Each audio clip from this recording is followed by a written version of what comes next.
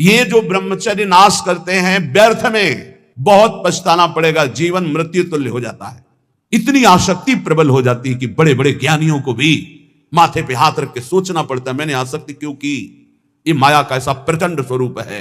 हंसते हंसते खेल खेल में ऐसी आसक्ति हो जाती है कि प्राण त्यागना सहज लगता है, लेकिन काम भोग का त्यागना कठिन हो जाता है। आप विचार करके देख लीजिएगा, आज उसी आसक्ति ने आपको भगवान से विमुख करके बहुत दूर रखा है और ऐसा लग रहा है कि भजन, ये अध्यात्म मेरे से नहीं होने वाला। भयभीत हो जाओ, ये काम वृत्ति सुख प्रदान करने वाली नहीं, तुम्हारा नाश करने वाली है। जो शरीरधारी व्यर्थ में वीर शक्ति का नाश करते हैं वो खोखले हो जाते हैं, दिमाग काम नहीं करता, शरीर काम नहीं करता, सोच मंद पड़ जाती है, जठराग्नि मंद पड़ जाती है, उत्साह मंद पड़ जाता है, बहुत तरह की हानि है। मत मानो किसी की भी बात जो वीर नाश के लिए सपोर्ट करते हैं। वो मलिन बुद्धि, कोई ब्रह्म ऋषि बोल रहा हो हमें बताना, कोई शास्त्रज्ञ बोल रहा हो हमें बताना, जिसको शास्त्रों का प्रमाण हो और प्रमाणित करके हमें बोले।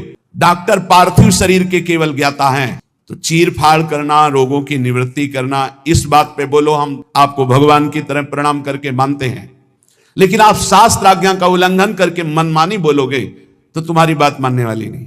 शरीर संबंधी रोग निवृत्ति के लिए ऑपरेशन करना, हड्डियों को जोड़ना, रोगों की जानकारी करके उसे निरोग करना, हम प्रणाम करते हैं आपको। आप भगवान के स्वरूप हो, आप भगवान के अंश हो, आप जीवों की दुख निवृत्ति के उपाय बताते हो, धन्यवाद। लेकिन आप गर्भपात के लिए सपोर्ट करते हैं, आप भ्रूण हत्या, गर्भ हत्या कराते हैं कि ये बच्चा ठीक नहीं है, आप ब्रह्मचर्य नाश का सपोर्ट करते हैं।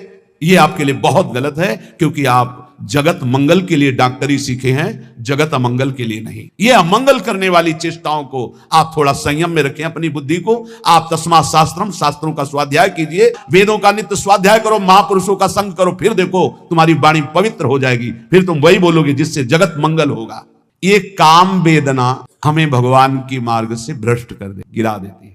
परस्पर जो काम भोग की आकर्षण वृत्ति है, इस आकर्षण वृत्ति पर संयम किया जाए, चाहे जहां हो चाहे जो भी हो। अगर इस पर संयम नहीं करोगे तो ये तुम्हारा सर्वनाश कर देगा और कभी तृप्ति होने वाली है नहीं।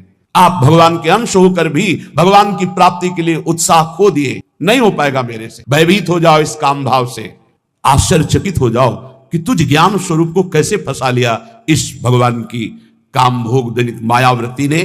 तो तू निरंतर राधा नाम जप कर, खूब सत्संग सुनो, नाम जप करो, देखो आप ठीक कर लोगे। ये परस्पर शरीरा आकर्षण, शरीर भोग की वृत्ति, यही हमें सच्चिदानंद सुख से वंचित किए है। इसी से उत्तीर्ण होने के लिए हमें भगवान ने सत्संग दिया है, हमें भगवान ने शास्त्र दिए।